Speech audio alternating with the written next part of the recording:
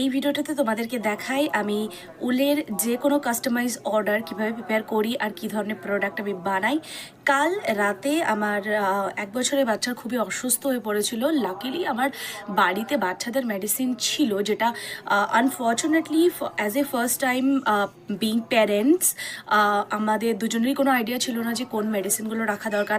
We should have asked the doctor কি like we do have the fever medicine, cough medicine and ওঠার জন্য কি ওষুধ লাগবে সেটা ছিল না। অ্যান্ড আমাদের জন্য খুবই প্রবলেম হয়ে গেছিলো যখন রাত 1টার সময় আমার মেয়ের পেটে ব্যথা শুরু হয়। লাকিলি আমার কাছে বানিস রয়েছে, আর বানিসদের জন্য আমি বেসিক্যালি ইউজ করি ভেট রেকমেন্ডেড বাচ্চাদের ইনফ্যান্ট মেডিসিন। তো আমার কাছে আজকে আমি এই ব্ল্যাঙ্কেটটাতে কাজ করছি। এটা আমার হচ্ছে জাস্ট একটা নিজের প্রজেক্ট।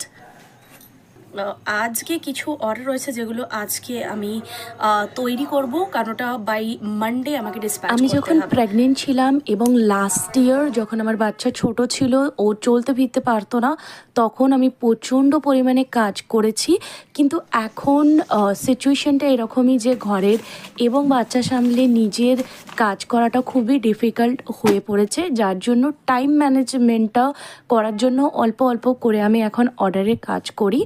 বিশেষ করে আমার উলের কাজটা, যেহেতু এটা খুবই সময় সাপেক্ষ এবং অনেকটা অ্যাটেনশন দিয়েই কাজগুলো করতে হয়।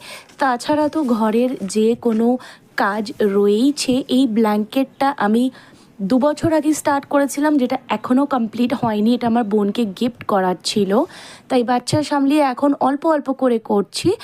তবে ও এখন অনেকটাই বড় হয়ে গেছে, 1 বছর 1 মাস হচ্ছে।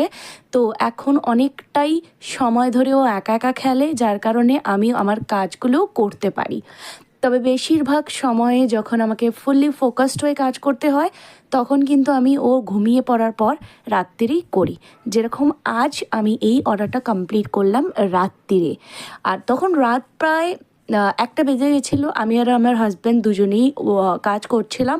আমি উলের কাজ করছিলাম আমার, এবং আমার হাজব্যান্ড ওর অফিসিয়াল কিছু কাজ ছিল সেইগুলো করছিল। তো এইভাবেই আমি আমার শখ এবং কাজ এগিয়ে নিয়ে যাচ্ছি।